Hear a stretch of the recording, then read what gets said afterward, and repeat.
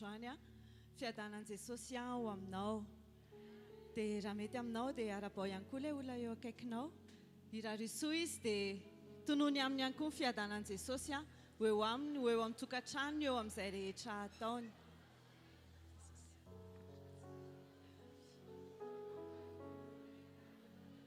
Et vous également qui nous suivez en ligne, nous vous disons également que la paix de Jésus soit sur vous.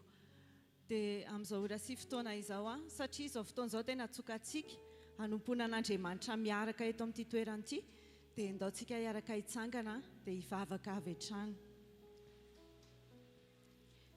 Raha hivavaka ianao dia aoka tena hipololotra fisaorana ny ao anatinao satria Andriamanitra no efa nitondra anao teto androany ary raha nitondra anao izy a dia efa misy zavatra tsara be no homano anao dia aoka ianao tena hifaly sy ravisady ny ao anatinao hoe hanao zavatra amiko Andriamanitra androany.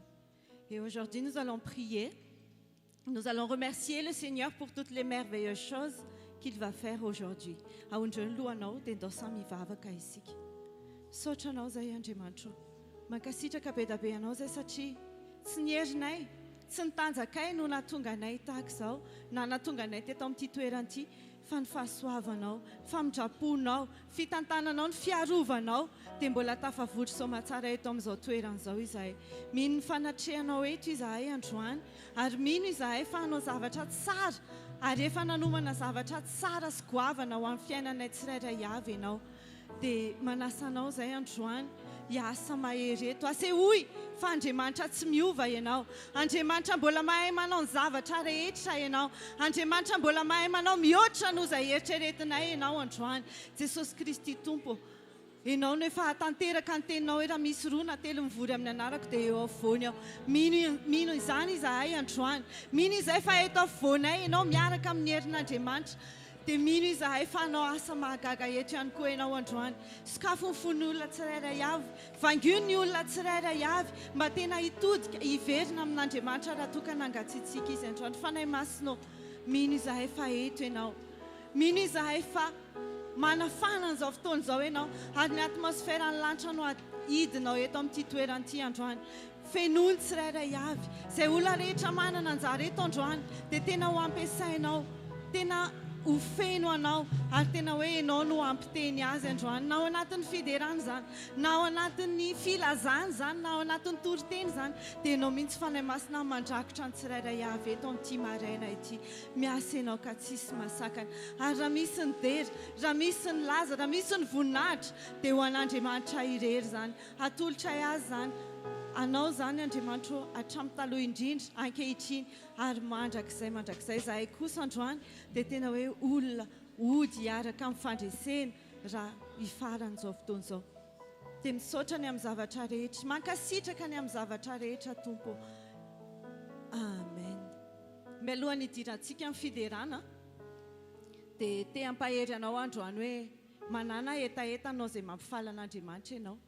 Aza atao amin'ny fahazarana izay rehetra atao eto, aza atao amin'ny fombafomba fa tena hoe ataovy amin'ny fonao rehetra. Raha vaovao ianao dia aza atao manavia anao izao fotoana izao. Aza atao manavia anao raha ohatra ka hitarika anao ny mpitarika fiderana hoe andao anditsika dia zavatra voalaza ao anatin'ny Baiboly izany fa mahafaly an'Andriamanitra dia izany no katsahantsika androany. Aujourd'hui nous allons faire ce que Dieu veut.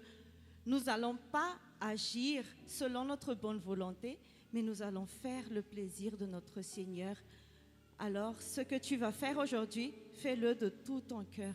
Dia ndaontsika hiaraka hitanana handray mitarika fiderana sady. Alléluia. Ataovy mafy ny te-tananao an'i Jesosy a.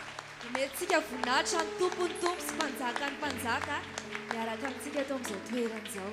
Tao aminay sahady ianao ety ampiandohany hoe ndao ny fototsika, ny saintsika, ny mombantsika rehetra ndao afantoka ao amin'i Jesosy. Raha tonga eto ianao dia tsy hahita afa-tsy Jesosy sady izany ve dia andao androany omentsika voninahitra ilay tompony tompo miaraka amintsika eto amin'ity toerana ity.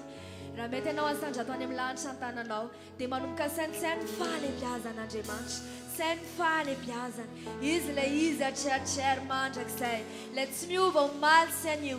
Ilay tompony tompo manjaka amin'ny zavatra rehetra, tompony zavatra rehetra. Iankoa fanjavatra rehetra amin'ity maraina ity izay tompo dia misafidy ny ankohaka eto an-tompotrao ny amaizy ianao ny amandriamanitra anao androany tiana iraina ny fahalebiazanao tiana ilazaina ny fahalebiazanao tompo satria andriamanitra lehibe ianao andriamanitra tsy takatry ny saina ahofafoany amin'ny lanitra an-tananao Seigneur, ce matin nous voulons faire chanter nous voulons chanter des chants de louange pour t'honorer, pour déclarer qui tu es, un Dieu redoutable, un Dieu incomparable. Qui est comme toi, Yahweh? Qui est comme toi? Oh, Alléluia.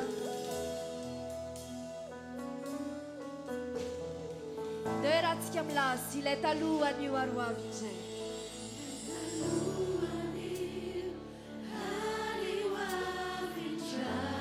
Sinella Zena Fayano Zanze Socio.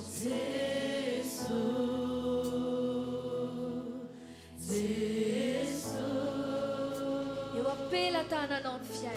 Appena tana non mi fiai na cure. Zeso pano fagaga. Ula la zoyan. Leta lua New Arwa Vinjay. Leta lua New Arwa Vinjay. Assaggia dona Blanca tana non della zoize socio ya nautan. Alleluia. Zeso Appena tana non fiai no ximu bare. tana non mi fiai na cure. Zeso pano fagaga. Let's get it lazo e ya nonu Yahweh. You know Yahweh, you know Yahweh, Ya nonu Yahweh. you know Yahweh, you know Yahweh, Toi le Dieu sans rival. you know Yahweh, Alpha, Omega, you know Yahweh,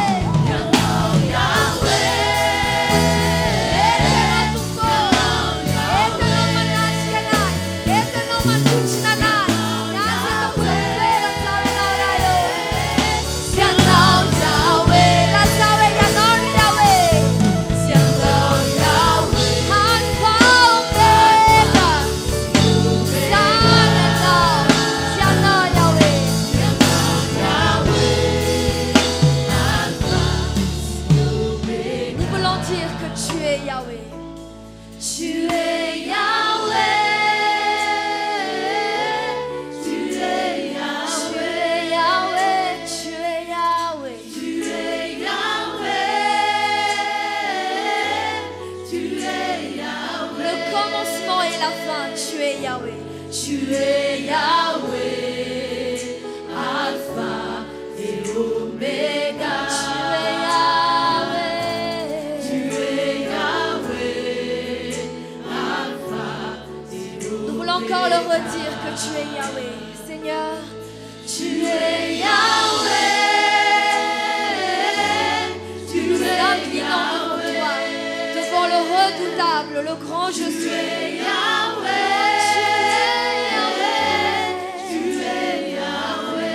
Jésus, tu es Yahweh. Tu es Yahweh. Oh, le Dieu savant. Tu es l'Alpha et l'Oméga. Tu es Yahweh, Alpha et Oméga. San mintiano tupo, le fiandoanas fianfaran. Le malala ny farany hatramin'ny voalohany. Androany tianay terahiny ianao, tianay ankalazaina ny anaranao. Le Andriamanitra tsy manam-paharoa. Iza moa Jesosy no afaka hoharinay aminao. Iza no afaka hoharinay aminao, tsy misy tompo. Hoentinay ny fonay tompo miankohaka eto anatrehanao. Seigneur, nous voulons faire chanter. Nous voulons faire monter des déclarations passionnées pour toi, qui est notre Seigneur, oh Jésus, Yeshua. Yanan panjakanai, diraganya naranau. Ni malalako, ni malalako.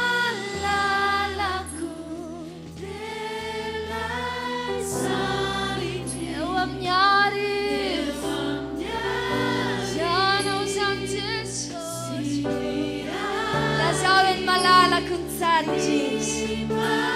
Okan punawam ni Timarana Tiamtura Katatera Kawam Jesus. Janam sarjis. Lazarana malala kung sarjis. Oh, je veux faire chanter. Oh, un chant passionné pour toi, mon Dieu. Janam sarjis.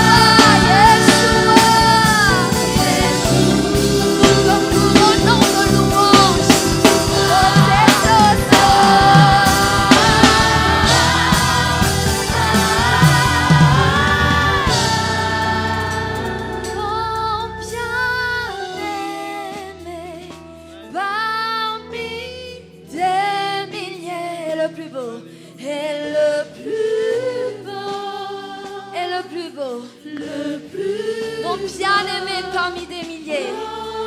Oh Jésus, tu es le plus beau. Parmi des milliers. peux-tu le dire que tu es le plus beau, Seigneur? Oh, tu es le plus beau, mon bien-aimé. Oh, parmi des milliers et des milliers, tu restes le plus beau. Oh, un Dieu incomparable. Oh, toi, tu es le plus beau, le plus beau bien-aimé.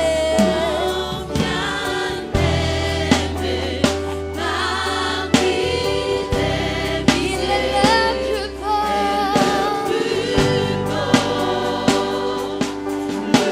Yeshua, Yeshua.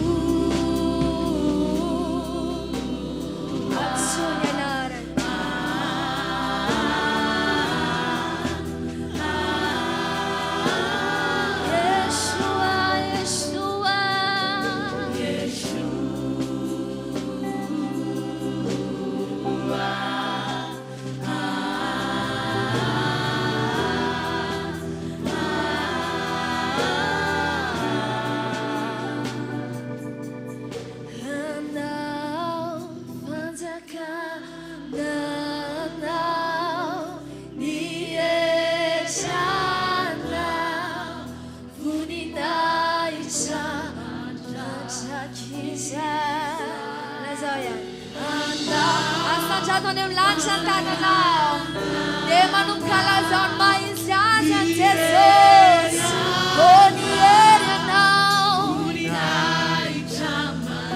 oh now, pantakana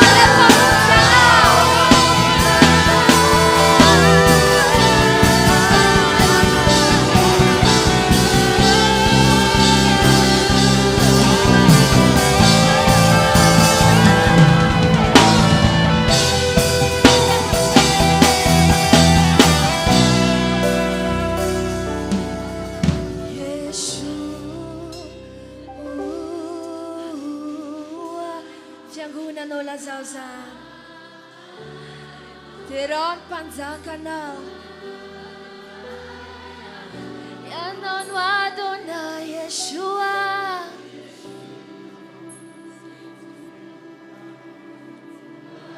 Hallelujah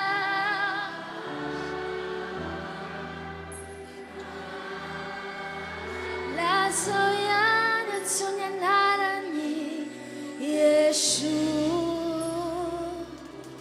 Oh Seigneur, ton peuple t'honore. Oh, ton peuple t'honore. Ton peuple t'honore pour qui tu es. Yeshua, Yeshua. Oh, ton peuple t'honore. Ton peuple t'honore.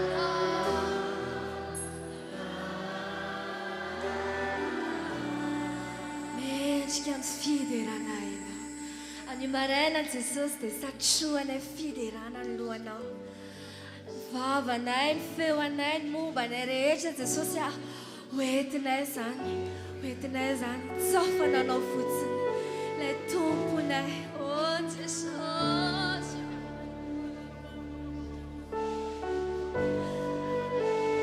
Atunoi sava charecha. Noi sensai no futsna le panzakan. Jesus Christi. Oh, le lion de Juda. Oh, Mendikayana.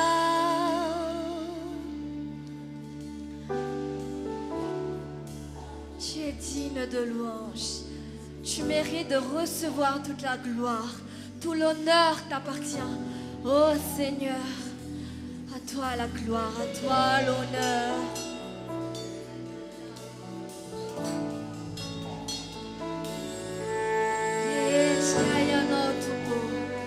Menchkan fiderana enao.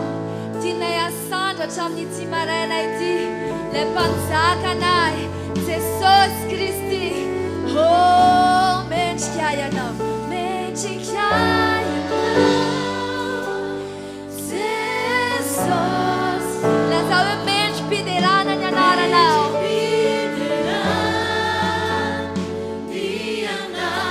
Hirama pja menchkayana Jesus.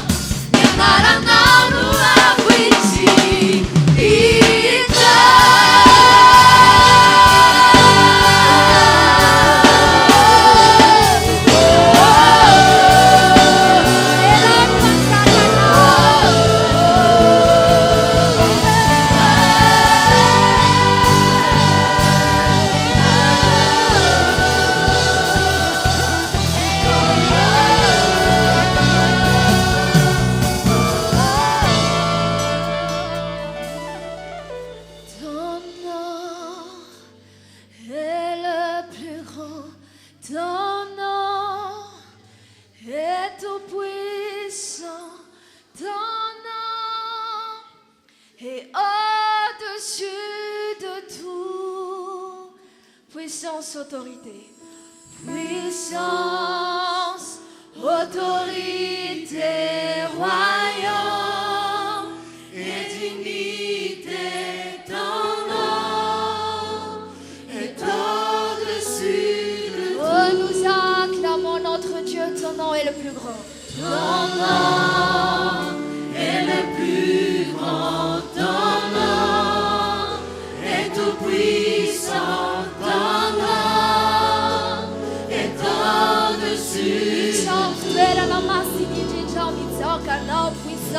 Puissance, autorité, royaume et dignité,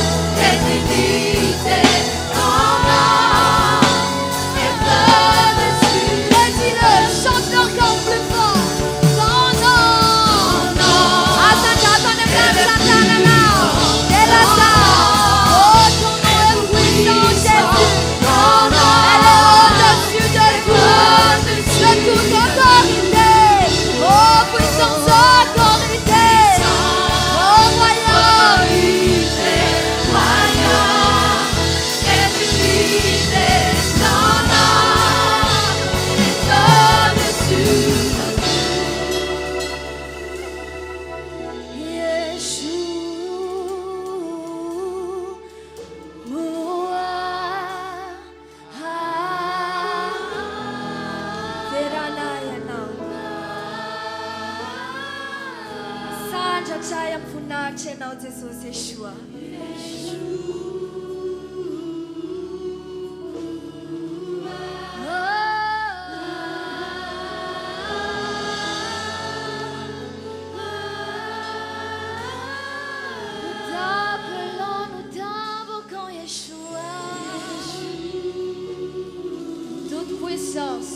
Toute autorité est entre tes mains. Oh, le Dieu redoutable que tu es. Leandre mancha eken tanselanch. Nanane bantana zamanaki anao. Yeshua. Tsy misy toanao Jesosy. Tsy misy tahaka anao Jesosy.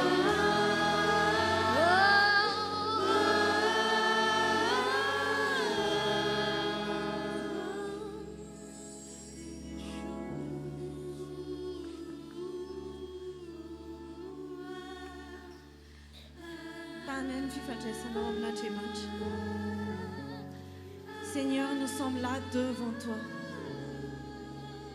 Nous sommes à tes pieds en ce moment. Nous te rendons toute la gloire, tout l'honneur qui te revient. Nous nous prosternons à tes pieds parce que nous savons à quel point tu es grand, ô Seigneur. Alléluia. Father, comme nous miaiky ny fahalebiazanao maiky mandriamanitra lehibe sy tsy manatsala anao. Alleluia, alleluia. Ho anao ny dery, ho anao ny laza, ho anao ny voninahitra mandrakizay. Alléluia, alléluia. Amen. Dontsika araka ite atanana mafy ho an'i Jesosy. Acclamons fort pour le Seigneur. Dia afaka mahazo ny toerantsika isika tsirairay avy. Mino afantsy izay rehetra nataonao teto, ny hira izay nirainao androany dia tena nataonao tamin'ny fonao rehetra. Sa tsy zany ve? J'espère que tu as bien chanté de tout ton cœur pour notre Seigneur. Dia amin'izao ora sy fotoana izao dia tonga fotoana izay anaterantsika ny fanatitra isika. Izany dia tsy hoe fombafomba-pivavahana fa zavatra tena tsy maintsy ataontsika satria baikon'Andriamanitra izany. Na ny ampafolo-karena na ny fanatitra dia zavatra tsy maintsy ataon'ny mpino kristiana rehetra izany. Nous allons maintenant passer au moment de l'offrande. Ce n'est pas quelque chose qu'on fait juste par habitude au sein de notre Église, mais c'est aussi le bon vouloir de Dieu. Nous devons accepter tout ce que Dieu nous dit et c'est écrit dans la Bible que nous devons apporter nos dîmes et nous devons aussi faire des offrandes. Alors nous allons commencer par la dîme. Zay rehetra nitondra ny fanatitra, nitondra ny ampafolo-karena dia afaka mandroso etỳ anoloana amin'ny boaty amin'ny ankavia sy amin'ny ankavanana no anaterana izany. Dia ny fanatitra kosa dia ho tatazana eny an-toerana ihany. Nous allons commencer par apporter la dîme et ensuite nous allons passer aux offrandes. Dia ao anatin'izay dia mbola hitondrantsika ao anatin'ny fiderana ihany ny groupe de louange etỳ anoloana. Dia manasa anao tsy hoe anatitra fanatitra fotsiny ianao androany fa tena ataovy ny hira ampifaliana amin'izay rehetrarehetra hitondrana anao. Afaka mandroso avy hatrany isika.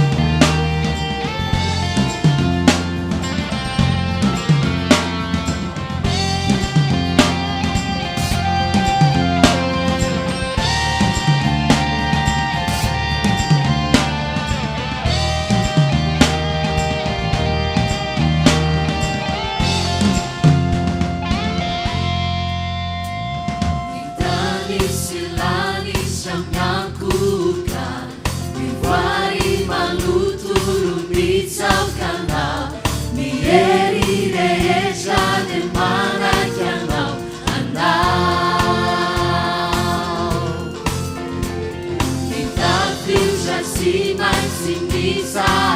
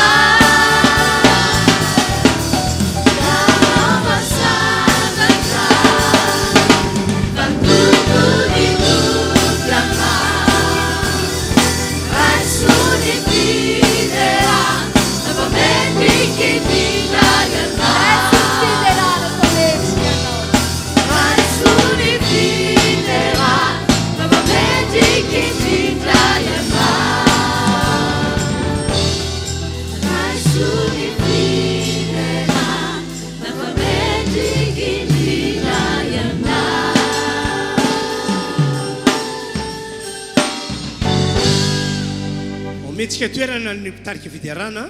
Acclamons les conducteurs de louange.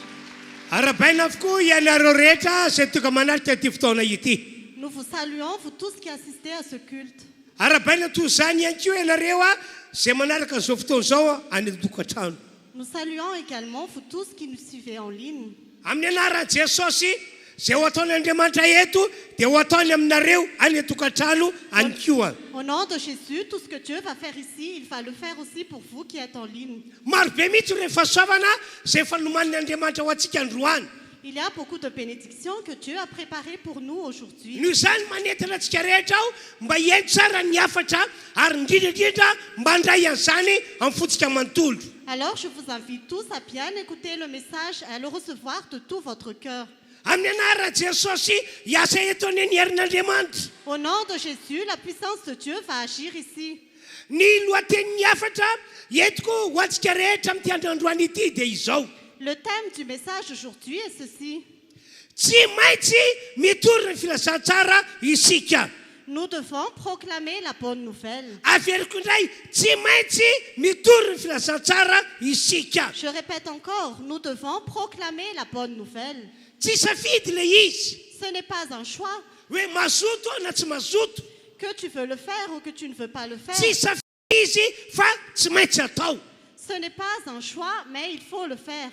Tsy zao mpanompon'Andriamanitra izay hitanareo eto no manery anareo mba hitorina filazantsara. Ce n'est pas moi, le serviteur de Dieu que vous voyez ici, qui vous impose. Fa à ny prêcher Baiboly no l'évangile. mandidy antsika tsy maintsy mitorina filazantsara. Mais c'est la Bible qui nous commande de prêcher l'évangile. Jesosy Kristy no mandidy antsika tsy maintsy mitorina filazantsara. C'est Jésus-Christ qui nous impose Ah. à prêcher l'évangile. Ary manamafy ao androany fa asa tsy maintsy ataontsika tsiraray avy isam-batan'olona izany. Et je confirme aujourd'hui que nous devons tous le faire. Raha olon'Andriamanitra tokoa ianao izay toka eto, Si tu es un homme ou une femme de Dieu, toi qui es ici, efa manana Jesosy, tu as déjà Jésus, efa voavody, tu es déjà sauvé. dia zao ihany tompoko.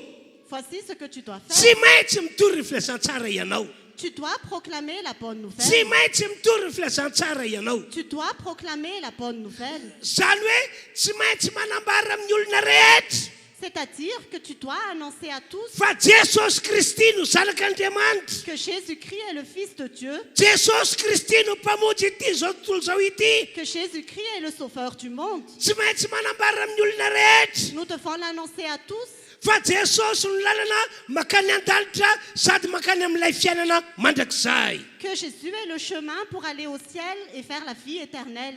Ho anareo izay samba toka eto, Pour vous qui êtes ici pour la première fois, mety hoe fandrony fanteliny ianao toka eto, peut-être que tu es ici pour la deuxième ou la aoko troisième fatatsika fois. tsiraray avy. Sachons tous Raha te ho tokany an-danitra ianao, que si tu veux aller au ciel, raha te hitan'Andriamanitra miasa amin'ny fiainanao ianao, si tu veux voir Dieu agir dans ta dia vie, dia tsy maintsy mino a Jesosy, tu dois croire en Jésus, mino azy ho zanak'Andriamanitra, tu dois croire qu'il est le Fils mino de azy ho Dieu, mpamonjy, tu dois croire qu'il est le mino Sauveur, azy efa maty teo ambony azy fijaliana. tu dois croire qu'il est mort à la croix. Rehefa miroso amin'izay dikan'izay ianao, Et quand tu fais cela, dia ho vonjen'Andriamanitra ny fanahinao, Dieu va sauver ton âme, ho rasin'Andriamanitra tanana ianao, Dieu va te prendre en main ary azo antoka fa omen'Andriamanitra anao ny fiainana mandrakizay. et c'est assuré que Dieu va te donner la vie Ary na ny éternelle. olana misy aminao ary hoe sorony, Et tous les problèmes qu'il y a dans ta vie, ny il va les aretina aminao résoudre. hositraniny, Toutes tes maladies, il va les guérir. ianao ho tahina amin'ity taona ity. Tu seras béni cette année. Teka mahafan'Andriamanitra isika. Acclamons le Seigneur. Tsy maintsy mitorina filazantsara isika tompoko. Nous devons proclamer la bonne nouvelle. Andoavakitsika ny Isaia toko faha-enimpolo andiny voalohany faharoa ary fahatelo. Nous allons lire Ésaïe chapitre 60, versets 1, 2 et 3. Samy mihaino tsara ianareo. Écoutez attentivement. Ola efa minanina, Voici la prophétie. mitsangana mihazafa fa toka ny fahazavanao ary ny voninahitra Jehova efa posaka aminao. Fa indro ny aiza manarona tany ary ny azipitony manarona firenena. Fa aminao kosa no hiposany Jehova ary aminao no hisehoany ny voninahiny. Ary ny firenena rehetra manatona fahazavanao ary ny mpanjaka makeo amin'ny famirapiratany fiposanao. Lève-toi, brille, car ta lumière arrive et la gloire de l'Éternel se lève sur toi. Certes, les ténèbres recouvrent la terre et l'obscurité profonde enveloppe les peuples, mais sur toi, l'Éternel se lèvera, sur toi, sa gloire apparaîtra. Des nations marcheront à ta lumière et des rois à la clarté de ton aurore. Ho fanamafisa zany teny zany dia vakina indray ny marika toko faina ambin'ny folo andiny fefatra ambin'ny folo ka hatramin'ny andininy fahenina ambin'ny folo. Pour confirmer cette parole, nous allons lire Marc chapitre 16, versets 14 à 16. Rehefa afaka izany dia niseho tamin'ny raika ambin'ny folo lahy Jesosy raha nipetraka nihinana ireo. Ary Jesosy nanome tsiny azy no tsy finoany sy ny mahafonfony satria tsy ninony ireo efa nahita azy rehefa nitsangana izy. Andify fa dimy ambin'ny folo. Ary Jesosy taminy mandeha ihany any amin'izao tontolo izao ianareo ka mitoriany filazantsara amin'ny olombelona rehetra zay misy atao batisano ho vonjena. Enfin, il apparut aux 11 pendant qu'ils étaient à table, et il leur reprocha leur incrédulité et la dureté de leur cœur, parce qu'ils n'avaient pas cru ceux qu'il avait vus ressusciter. Verset 15. Puis il leur dit, « Allez dans le monde entier, proclamez la bonne nouvelle à toute la création. Celui qui croira et qui sera baptisé sera sauvé. » Sachant tous, nous qui assistons à ce grand culte, écoutez attentivement cette parole.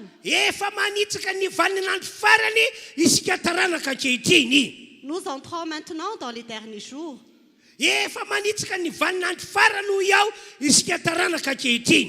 Nous entrons maintenant dans les derniers jours, nous qui sommes de la descendance actuelle. Soyez convaincus de cette vérité.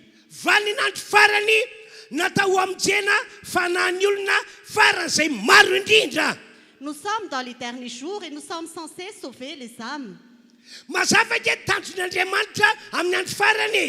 L'objectif de Dieu est clair pour les derniers jours.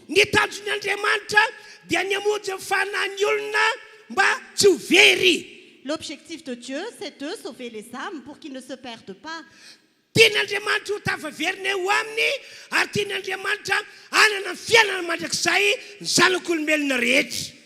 veut que tous les êtres humains reviennent à lui et aient la vie éternelle. Qu'est-ce que la Bible dit dans Jean chapitre 3, verset 16? Ce qui est écrit est clair. Car Dieu a tant aimé le monde qu'il a donné son Fils unique. Dieu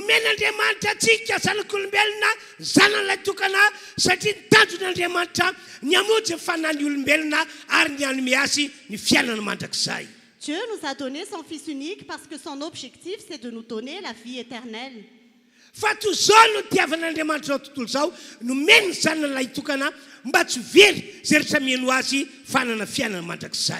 Car Dieu a tant aimé le monde qu'il a donné son Fils unique afin que quiconque croit en lui ne périsse pas, mais ait la vie éternelle. Parce que dans ces derniers jours,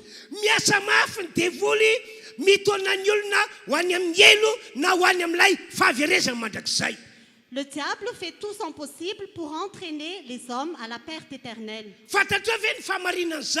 Connais-tu cette vérité?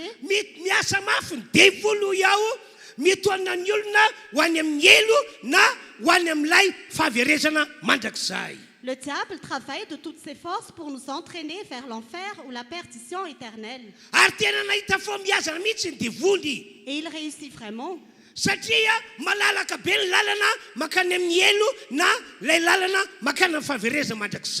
Parce que le chemin qui va vers l'enfer ou la perdition éternelle est très large. Jésus l'a vraiment fait.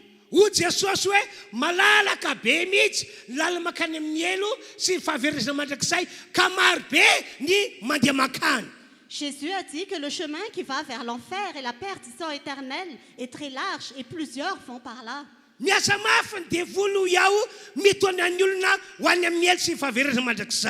Le diable travaille de toutes ses forces pour conduire les êtres humains vers l'enfer ou la perdition éternelle. Mais voici ce qui se passe.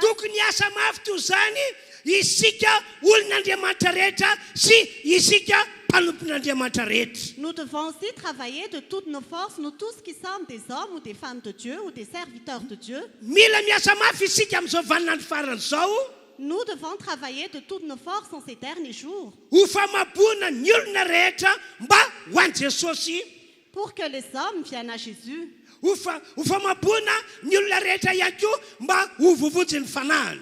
pour que tous les êtres humains soient sauvés. Averiko indray fa ny tanjon'Andriamanitra amin'izao vaninandro faran'izao ny hamonjy ny fanahin'ny olona rehetra eto ambonin'ny tany. Je répète encore que le plan de Dieu dans ces derniers jours, c'est de sauver toutes les âmes sur cette terre. Andao dia vakitsika ny baiboly Joana toko fahatelo andimy faina ambin'ny folo sy fafito ambin'ny folo. Nous allons lire la Bible dans Jean chapitre 3, versets 16 à 17. Andimy faina ambin'ny folo aloha. Verset 16. Fa toy izao no tiavan'Andriamanitra izao tontolo izao nomeny ny zanan'ilay tokana mba tsy very izay rehetra mino azy fanana fiainana mandrakizay. En effet, Dieu a tant aimé le monde qu'il a donné son Fils unique, afin que quiconque croit en lui ne périsse pas, mais ait la vie éternelle. Tsy adien-kevitra fa tena tian'ny olombelona rehetra Andriamanitra. Ce n'est pas un débat, mais Dieu aime tout le monde. Marina fa efa nalota ny olombelona. Les hommes peuvent pécher. Efa nanao diso tamin'Andriamanitra ny olombelona. Les êtres humains ont fait le mal devant Dieu. Fa tsy nasakana ny fitiavan'Andriamanitra azy izany. Mais cela n'a pas empêché Dieu de les aimer. Zany mahatokana io teny io milaza fa nomeny ny zanan'ilay tokana proof fa tiany ny zanak'olombelona, tiany ho vonjeny ny zanak'olombelona. C'est pourquoi Dieu a mis cette parole pour prouver qu'il aime les êtres humains et il veut les sauver. Andimy fafito ambin'ny folo. Au verset 17, Fa Andriamanitra tsy naniraka zanaka ho amin'izao tontolo izao, anameloko izao tontolo izao fa mba hamonjeny izao tontolo izao. Dieu en effet n'a pas envoyé son Fils dans le monde pour juger le monde, mais pour que le monde soit sauvé par lui. Raha tonga tetỳ ambony tany Jesosy Kristy araky ny nirak'Andriamanitra ray, Quand Jésus-Christ est venu sur terre selon l'envoi de Dieu, tsy hoe toka izy mba hanameloka ny olombelona, il n'est pas venu pour juger le monde. tsy hoe toka izy mba ilasa amin'ny olombelona fa very ianareo. Il n'est pas venu pour dire au monde que nous sommes perdus. Marina fa olombelo tokoa zanak'olombelona.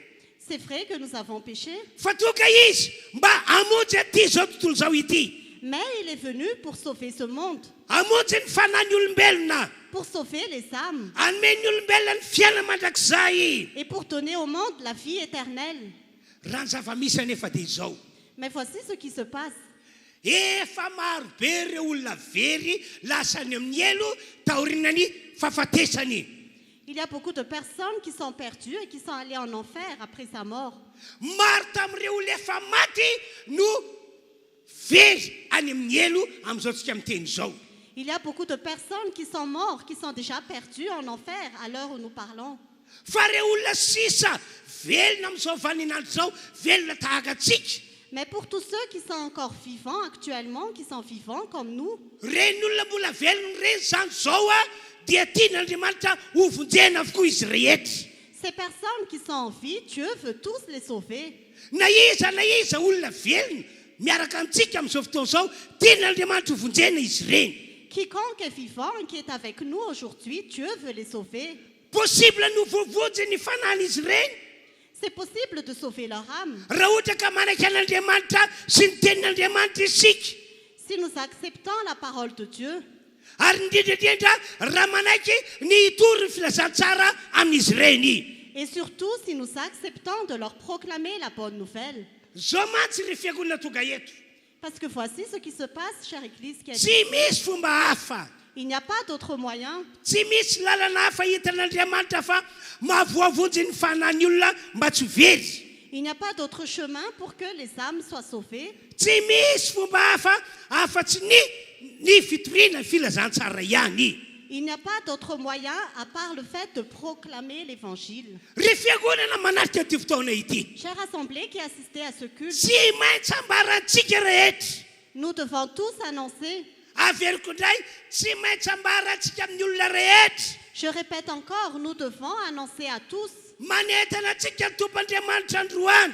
Le Seigneur Dieu nous invite aujourd'hui. Tsy maintsy ambarantsika rehetra. Nous devons tous annoncer, Ambarantsika amin'ny olona rehetra annoncer à tous fa Jesosy ny zanak'Andriamanitra. que Jésus est le Fils de Dieu, jesosy no mpamonjy ity zao tontolo zao ity que Jésus est le Sauveur du monde. tsy maintsy ambara antsika amin'ny olona rehetra Nous devons l'annoncer à tous fa efa maty teo ambony azo fijaliana jesosy que Jésus est mort à la croix. maty teo ambony azo fijaliana izy ho famonjena ny fanahin'ny olona mba tsy ho very Il est mort à la croix pour sauver les âmes, pour que nous Ça- ne périssons pas. satria izay ihany ny lalana hitan'Andriamanitra fa mahavoavojy ny fanahin'ny olona mba tsy ho very. Parce que c'est le seul chemin que Dieu a trouvé pour que les âmes soient sauvées et ne périssent pas. Araka voalaza baiboly mantsy Selon ce qui est écrit dans la Bible, ny filazantsara zay asan'Andriamanitra hotoritsika l'évangile que Dieu nous demande d'annoncer, ny filazantsara egala herin'Andriamanitra ho famonjena zay mino. l'évangile égale la puissance de Dieu pour sauver ceux qui croient. Ny filazantsara dia herin'Andriamanitra ho fanasitranana zay rehetra mino. L'évangile, c'est la puissance de Dieu pour guérir ceux qui croient. Ny filazantsara dia herin'Andriamanitra ho famonjena ny olona ho afaka amin'ny olana. L'évangile, c'est la puissance de Dieu pour sauver les hommes de leurs problèmes. Ary filazantsara eko herin'Andriamanitra mitondra fitahina ho an'izay mino. Et l'évangile est aussi la puissance de Dieu qui donne la bénédiction à tous ceux qui croient. Romanina toko voalohany dimy faina amby folo no manambara zany teny zany. Cela est annoncé dans Romains chapitre 1, verset 16. Ka rehefa inony olona ny filazantsara Et quand on croit à l'évangile, ary tena inony olona ny fony rehetra et quand on le croit de tout notre cœur, dia miasa ny herin'Andriamanitra. la puissance de Dieu agit. Miasa ny herin'Andriamanitra mamonjy an'ilay olona, La puissance de Dieu agit pour sauver la personne, mamonjy ny fanahin'ny olona. pour sauver l'âme de cette personne. Izany rehetra no antony mahatonga antsika olon'Andriamanitra, mahatonga antsika olona efa manana an'i Jesosy irahana mba hitory ny filazantsara. Et c'est pour ça que Dieu nous envoie, nous tous qui sommes déjà des hommes et des femmes de Dieu, pour que nous allons proclamer la bonne nouvelle. No zany amafisiko hatrany an-trano hoe amaolon'Andriamanitra atsika, amaolona mba vonjy atsika tsy maintsy mitory ny filazantsara isika. C'est pourquoi je confirme encore qu'en tant qu'hommes et femmes de Dieu, nous devons proclamer l'évangile. Ry namana rehetra manarika ity fotoana ity, Chers amis qui assistez à ce culte, hoy aho aminareo, voici ce que je vous dis. efa olon'Andriamanitra tokoa ve ianao? Est-ce que tu es déjà un homme ou une femme de Dieu? Efa manana Jesosy monina sy mitoetra ao anatinao tokoa ve ianao? Est-ce que tu as déjà Jésus qui vit en toi? Raha efa izany ny toerana misy anao, Si c'est cette place que tu as, dia tsy maintsy mitory ny filazantsara ianao. tu dois proclamer la bonne nouvelle. Tsy maintsy mitory ny filazantsara ianao ho famonjena ny olombelona rehetra. Tu dois proclamer la bonne nouvelle pour que tout le monde soit sauvé. Tsy maintsy satria asa ny antson'Andriamanitra antsika izany. Nous devons le faire parce que c'est une mission que Dieu nous a confiée. Mino fa efa henonao le teny nataon'i Jesosy ao amin'ny Jaona toko faefatra ambin'ny folo andimy faharoa ambin'ny folo. Je crois que tu connais déjà la parole de Jésus dans Jean chapitre 14, verset 12. Ho Jesosy hoe zay rehetra mino ahy ny asa ataoko no ataony ihany koa. Jésus a dit que tous ceux qui croient en moi feront aussi les œuvres que je fais. Isika rehetra tonga eto efa nino a Jesosy, Nous tous qui sommes ici, qui croyons en Jésus, efa nandray a Jesosy, nous avons déjà reçu Jésus. efa manana Jesosy. Nous avons déjà Jésus. No zany mametraka asa amintsika rehetra Jesosy. Alors Jésus nous donne une mission. Ny asa nataoko Jesosy aseko ataonareo. Jésus a dit, les œuvres que j'ai faites, vous devez aussi les faire. Tsy maintsy ataonareo. Vous devez les faire. Ny raha n'Andriamanitra ray aho mba hitory ny filazantsara dia eto amin'ity zao tontolo zao ity. Dieu le Père m'a envoyé pour proclamer la bonne nouvelle dans ce monde. Dia maneraka anareo ihany koa aho satria mino ahy ianareo mandeha ihany ho Jesosy mitory ny filazantsara. Et je vous envoie aussi parce que vous croyez en moi, marchez et proclamez l'évangile. Mino fa efa heninareo ihany koa ny vavaka nataon'i Jesosy. Je crois que vous connaissez déjà aussi la prière que Jésus a faite. Ho Jesosy tamin'Andriamanitra ray. Jésus a dit à Dieu le Père, Ray io tahaka nanoranao ahy ho eto amin'ity zao tontolo zao ity. comme tu m'as envoyé dans ce monde, Ny ranao aho mba hitory ny filazantsara ny fanjakana. tu m'as envoyé pour proclamer la bonne nouvelle. Dia tahaka izany ihany koa raha io De la même façon, Père, no anyrako andreto olona mino ahy reto. J'envoie aussi tous ceux qui croient en moi. maniraka andreo olona mino ahy aho J'envoie tous ceux qui croient en mba moi hitoriny filazantsara eto amin'ity zao tontolo zao ity pour proclamer la bonne nouvelle dans ce monde. ry havana malala manarika zao fotoana izao Bien-aimés qui assistez à ce culte, tsy mazava aminao ve zany teny zany est-ce que cette parole n'est pas claire pour toi? tsy maintsy mitory filazantsara isika Nous devons proclamer la bonne nouvelle. tsy maintsy manao ny asa zay efa nataony jesosy isika Nous devons poursuivre l'œuvre que Jésus a faite. ka androany zany dia maneraka antsika ho amin'izany ny tompoandriamanitra Et tant qu'aujourd'hui le Seigneur Dieu nous envoie pour andao cela, hiteka mafy be isika rehetra acclamons fort le Seigneur. araka ny voalaza ny baiboly ihany koa Selon ce qui est écrit dans la Bible, efa nampitondra faminaniana ny tompoandriamanitra tsy to le Seigneur Dieu Tout-Puissant a déjà donné une prophétie. tamin'ny andro n'isaia mpaminany izy no nampitondra faminaniana Au temps d'Ésaïe, le prophète, il a donné une prophétie. ho tompoandriamanitra hoe amin'ny andro farany Le Seigneur Dieu a dit que dans les derniers jours, amin'ny andro farany dans les derniers jours, amin'ny andro farany dans les derniers ho jours, vonjeko ny fanan'ny olombelona rehetra je vais sauver les âmes de tous. hoe soroko hiala amin'ny famaisinana ny olombelona rehetra Je vais les faire sortir des ténèbres. zay le voalazan'ny isaia toko faha-enimpolo andiny voalo sy faharoa C'est ce qui est écrit dans Ésaïe chapitre 60, ataoko verset 1 efa et 2. kitsika le teny Nous allons lire cette parole. ho le faminaniana La prophétie dit, mitsangana miazava fa toka fahazavanao ary ny voninahary Jehova efa posaka aminao lève-toi et prie, car ta lumière arrive, et la gloire de l'Éternel se lève sur toi. dia andininy faharoa hoy ny faminaniana indro aiza no manarona ny tany ary espity manarona ny firenena fa aminao kosa no hipisan'ny Jehova ary aminao no isehoan'ny voninahiny. Au verset 2, la prophétie dit, certes les ténèbres recouvrent la terre et l'obscurité profonde enveloppe les peuples, mais sur toi, l'Éternel se lèvera, sur toi sa gloire apparaîtra. Ny tian'Andriamanitra ambara tamin'izany fotoana izany dia izao Ce que Dieu voulait annoncer en ce temps-là, c'est ceci. amin'ny andro farany ho izy Dans les derniers jours, dit-il, zany hoe amin'izao vaninandro diavintsika izao c'est-à-dire à notre époque actuelle. zavatra tiany holasain'Andriamanitra dia ity Ce que Dieu veut dire, c'est ceci. mila mitsangana ny olon'Andriamanitra rehetra Les hommes et les femmes de Dieu doivent se lever. ianao zany olon'Andriamanitra tian'Andriamanitra hitsangana izany C'est-à-dire que c'est toi, Dieu veut que tu te lèves. mila mampiseho ny mahafahazavana azy ny olon'Andriamanitra rehetra Les hommes et les femmes de Dieu doivent montrer qu'ils sont la lumière. ianao ilay tian'Andriamanitra ampiseho ny mahafahazavana anao C'est toi que Dieu veut que tu montres ta lumière. mila mitsangana isika Nous devons nous lever. mila mampiseho ny mahafahazavana antsika isika Nous devons montrer que nous sommes ho la lumière famonjena ny fanahin'ny olona rehetra pour sauver les âmes de tous sy ho fanesorana ny olona hialo anatin'ny famaisinana et pour que toute la création sorte des ténèbres. ry havana malalo Bien-aimés, faminaniana nampitondrian'ny Isaia mpaminany zany c'est une prophétie que l'Ésaïe ary prophète a faminaniana donnée. natao ho tanteraka sy ho tanterahana amin'izao vaninandro fara diavintsika izao Et c'est une prophétie qui va se réaliser dans ces derniers jours où nous sommes. eno tsara ke zao fanazavana hitako aminareo zao hoe Soyez bien attentifs à cette explication que je vous donne. nanomboka tamin'ny fotoana natokavan'i Jesosy teto ambonin'ny tany Depuis le moment où Jésus est arrivé sur cette terre, nanomboka tamin'izany fotoana zany no andro tsy maintsy hitsangana ny olon'Andriamanitra rehetra depuis ce temps-là, tous les hommes et les femmes de Dieu doivent tous se lever. ary mbola mila mitsangana mandrika ankehitriny ny olon'Andriamanitra rehetra Et nous devons tous nous lever jusqu'à ce jour. nanomboka tamin'ny fotoana natokavan'i Jesosy tety ambony tany Depuis le temps où Jésus est venu sur terre, no andro tsy maintsy ampisehoan'ny olon'Andriamanitra rehetra fa izy no fahazavana que tous les hommes et les femmes de Dieu doivent montrer qu'ils sont la lumière.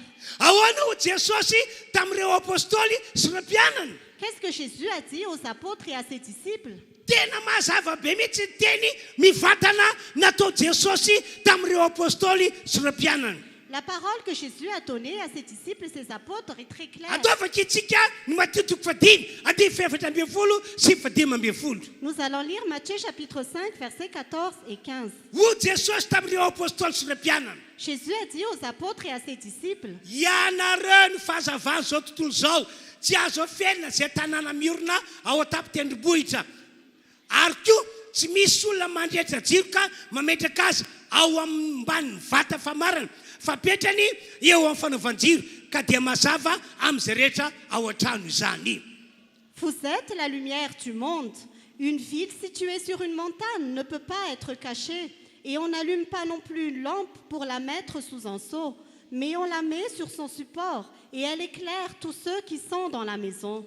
Ry apôstôly keo, Chers apôtres, ry mpianatra, chers disciples, zay mihitsy teny natao Jesosy tamin'izy ireo. c'est ce que Jésus leur a dit. Aoka fantatrareo apôstôly sy ireo ianareo mpianatra ho Jesosy. Sachez tous, vous qui êtes apôtres et vous qui êtes Fa disciples ianareo de ny Jésus, fahazavana ty zao tontolo zao ity. que vous êtes la lumière du monde. Ianareo ny fahazavana ty zao tontolo zao ity. Vous êtes la lumière du monde. Tsy mety intsony. Cela n'est plus convenable. Raha ohatra ka jiro ilay fahazavana ka mbola apetraka ambany vata na ny ambany farafara. Si nous mettons la lumière sous un seau ou sous le lit, Tsy maintsy mivoaka mialo ambany vata ny jiro mazava rehetra. la lumière qui éclaire doit sortir de ce seau. Ary mila seho eto amin'ity zao tontolo zao ity ho fahazavana ty zao tontolo zao ity. Et cela doit être montré devant le monde pour être la lumière du monde. Ry fiangonana manatrika zao fotoana izao. Chère Église qui assistez à ce culte, Zany teny natao Jesosy tamin'ireo apôstôly zany no teniny antsika rehetra manarika ty fotoana ity. cette parole de Jésus aux apôtres est la parole que Dieu nous donne à nous tous qui sommes Ny ici. apôstôly rehetra, Tous les apôtres, ny olombavonjy rehetra, tous ceux qui sont sauvés, ny olon'Andriamanitra rehetra, tous les hommes et les femmes de isika Dieu, rehetra toka eto. nous tous qui sommes ici. Dia marana Jesosy hoe isika no lay fahazavana. Jésus nous dit que nous sommes la lumière. Isika no lay fahazavana. Nous sommes la lumière. Tsy atsika atao intsony ny mbola mijanona ao amba farafara na any anaty vata. Nous ne pouvons plus nous cacher sous le lit ou sous un seau. Tsy maintsy mitsanga antsika amin'izao vaninandro faran'izao. Nous devons nous lever en ces derniers Tsy jours. maintsy mampiseho ny mahafahazavana antsika isika amin'izao vaninandro faran'izao. Nous devons montrer que nous sommes la lumière en ces derniers jours. Dia rena moa ny tompandriamanitra Gloire soit rendue au Seigneur. fatahorinany ny afatra nambarany Jesosy tamin'ireo apôstôly fa ianareo no fahazavana zao tontolo zao.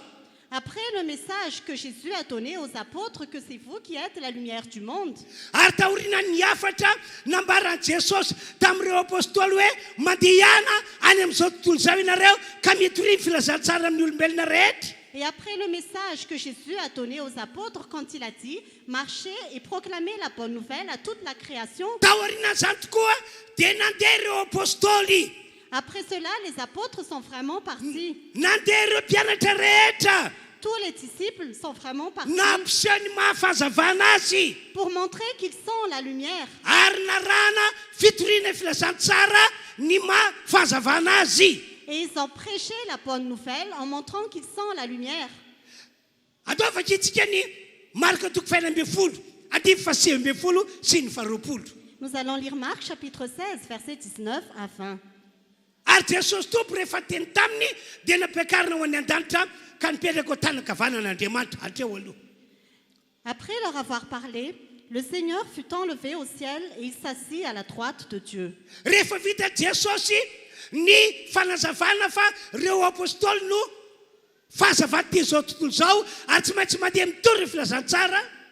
Quand Jésus a fini d'expliquer que ce sont les apôtres qui sont la lumière du monde, et Rehefa qu'ils doivent vita prêcher Jesosy l'évangile, ny fanambarana zay afatra izay quand Jésus a fini de proclamer ce message, dia lasa niverina nakany amin'Andriamanitra rainy izy. il est revenu vers Dieu son Père. Fa ireo apôstôly sy ireo mpianatra kosa Mais les apôtres et les disciples, voasoratra amin'ny marika toko faina ambin'ny folo dimy faharoapolo il est écrit dans Marc chapitre 16, verset 20, fa izy ireo kosa dia lasaka nitoriteny eny tontolo eny ary ny tompo niarana sa taminy ka nanamarina ny teny tamin'ny famantarana zay nomba azy. quant à eux, ils s'en allèrent prêcher partout. Le Seigneur travaillait avec eux et confirmait la parole par les signes qui l'accompagnaient. faly be mihitsy ny tombo Jesosy nahitandreo apôstôly nanaiky ny teniny nakato ny teniny. Le Seigneur Jésus était vraiment dans la joie quand il a vu que les apôtres ont obéi à sa parole. Vokatry zany maro be ireo fanavovotsy tamin'izany fotoana zany. Le résultat, il y a eu beaucoup d'âmes qui étaient sauvées en ce temps-là. Maro be mihitsy reo olombelona afaka atao anatin'ny famazinana. Beaucoup de personnes sont sorties des ténèbres. Voalaza amin'ny baiboly azy Asy apôstôly toko faharoa andimy fafito amby efapolo fa nitombo isanandro ny olombonjeny. Il est écrit dans la Bible, dans les Actes, chapitre 2, verset 45, que le Seigneur ajoutait chaque jour à l'Église ceux qui étaient sauvés. Ry fiangonana rehetra manatrika an'izao fotoana izao. Chère assemblée qui assistait à ce culte, Miandry antsika andeha tahaka ireo apôstôly, tahaka ireo mpianatra Jesosy Kristy. Jésus-Christ nous attend pour que nous marchions comme les apôtres et les disciples. Miandry antsika isabatan'olona mba hitsangana ampiseho ny mahafahazavana antsika ny tombo Jesosy. Le Seigneur Jésus attend chacun de nous pour que nous nous levons et que nous montrons que nous sommes la lumière. Miandry antsika isabatan'olona mba andeha hitory ny filasan-tsara ny tombo Jesosy. Le Seigneur Jésus attend chacun de nous pour que nous proclamons la bonne nouvelle. Tsy maintsy mandeha tahaka ireo apôstôly isika riavanao. Nous devons marcher comme les apôtres bien-aimés. Aza matoritory intsony ianao. Ne sommeille plus, Aza varimbarina ihany koa. ne sois plus distrait. Andao hitsangana isika ary ampiseho ny mahafahazavana antsika arahana fitoriana ny filazantsara. Levons-nous et montrons que nous sommes la lumière et proclamons la bonne nouvelle. Ry vahoaka an'Andriamanitra rehetra tonga eto. Chère assemblée qui assistait à ce culte, Raha manaiky an'Andriamanitra sy ny teniny isika rehetra, si nous acceptons la parole de Dieu, raha manaiky mampiseho ny mahafahazavana antsika tokoa isika rehetra, si nous acceptons vraiment de montrer que nous sommes la lumière, ary raha manaiky mandeha mitory ny filasan-tsara tahaka ireo apôstôly ihany koa isika rehetra, et si nous acceptons de marcher et de proclamer la bonne nouvelle comme les apôtres, azo antoka ry havana fa hisy olona marobe ho voavotsy eto ambony tany. c'est assuré, bien-aimés, qu'il y aura beaucoup de personnes qui seront sauvées sur cette terre. Hisy olona marobe ho afaka famaizinana eto ambony tany. Beaucoup de personnes sortiront des ténèbres sur cette terre. Hisy olona marobe ho tavaverina eo an-tanan'Andriamanitra eto ambony tany. Beaucoup de personnes reviendront dans les mains de Dieu sur cette terre. Dia rehefa zay tokoa ny tanteraka Et quand cela se réalise, dia ahoana ho ny baiboly avy any an-danitra. qu'est-ce que la Bible dit du ciel? Inona ny zava-misy avy any an-danitra? Qu'est-ce qui se passe dans le ciel? Ataoko evakitsika ny liko toko fa 15 andininy fahaenina sy fafito ary ny fafolo. Nous allons lire Luc chapitre 15, verset 6. Ary efa tonga ao an-trano izy dia namorony sakaizany sy ny namany ka nanao hoe avy ary-mifaly amiko fa efa hitako ilay ondry very. Lazaiko aminareo fa hisy fifaliana toy izany any an-danitra ny ampanota iray izay mibebaka noho ny amin'ny olona marina 7:50 izay tsy misy tokony bebany. 10:10. Lazaiko aminareo fa misy fifaliana toy izany eo natrehan'ny anjelin'Andriamanitra ny amin'ny mpanota ray izay mibebaka. Et de retour à la maison, il appelle ses amis et ses voisins et leur dit: Réjouissez-vous avec moi, car j'ai retrouvé ma brebis qui était perdue. De même, je vous le dis, il y aura plus de joie dans le ciel pour un seul pécheur qui se repent que pour 99 justes qui n'ont pas besoin de changer d'attitude. De même, je vous le dis, il y a de la joie parmi les anges de Dieu pour un seul pécheur qui se repent. Mazava ny voasoratra eto Ce qui est écrit est clair, fa ny amin'ny mpanota anankiray izay mibebaka na hoe miverina amin'Andriamanitra que pour un seul pécheur qui se repent ou qui revient à Dieu, dia misy fifaliana lehibe any an-danitra any. il y a beaucoup de joie dans le ciel. Eo amin'ny 10:10 misy fifaliana lehibe eo anatrehan'ny anjelin'Andriamanitra rehetra. Au verset 10, il y a beaucoup de joie parmi les anges de Dieu. Tena arabaky teny mihitsy voasoratra io a. C'est vraiment littéral. Koa raha mandeha tokoa zany isika mandeha mitory ny filazantsara ka misy mpanota iray mibebaka na 2 na 3 na 5 amaneniny. Et donc, si nous marchons vraiment et si nous proclamons la bonne nouvelle et qu'un pécheur se repent, qu'il est 1, 2, 6 ou 7, Dia azo antoka fa hisy orakoram-pifaliana be foana any an-danitra. c'est assuré qu'il y aura toujours beaucoup de cris de joie dans le ciel. fa raha sanatria ka mandaha tsy mandeha isika Mais si jamais nous refusons et que nous ne marchons pas, raha sanatria ka mandaha tsy mandeha isika na inona antony si jamais nous refusons et que nous ne marchons pas, quelle que soit la raison, tsy mandeha isika satria hoe malaina nous n'y allons pas parce que nous avons la flemme. tsy mandeha isika satria hoe votsavava ao Nous n'y allons pas parce que nous ne savons pas parler. tsy mandeha isika satria hoe tsy manam-potoana ao Nous n'y allons pas parce que je n'ai pas le temps. tsy mandeha isika satria hoe menatr'olona raha mitory filazantsara Nous n'y allons pas parce que j'ai honte si je proclame la bonne nouvelle. que fatatsika fa raha mandaha tsy mandeha mampiseho mahafahazavana antsika isika Sachons tous que si nous refusons et que nous ne montrons pas que nous sommes la lumière, que fatatsika fa raha mandaha tsy mitory filazantsara isika na inona antony sachons tous que si nous refusons et que nous ne proclamons pas la bonne nouvelle, quelle que soit la raison, malahelo ny tompoandriamanitra le Seigneur Dieu est triste. malahelo jesosy lay namonjy ny fanahinao Jésus qui a sauvé ton âme est dans la tristesse. satria nahoana Pourquoi? satria tsy tratra ny tanjon'andriamanitra amin'izay ty zao tontolo zao ity Parce que Dieu n'a pas atteint son objectif pour sauver le monde. ianao lay mba ny ankihinany anazava ty zao tontolo zao ty no mandaha dia tsy tratra ny tanjon'andriamanitra Il s'est appuyé sur toi pour que tu éclaires le monde et tu as refusé. Le plan de Dieu n'est pas atteint. ianao lay ny ankihinany mba hitory ny filazantsara amin'izay ny olombelona rehetra no mandaha dia tsy tratra ny tanjon'andriamanitra Si c'est appuyé sur toi pour que tu proclames la bonne nouvelle et tu as refusé, le plan de Dieu n'est pas atteint.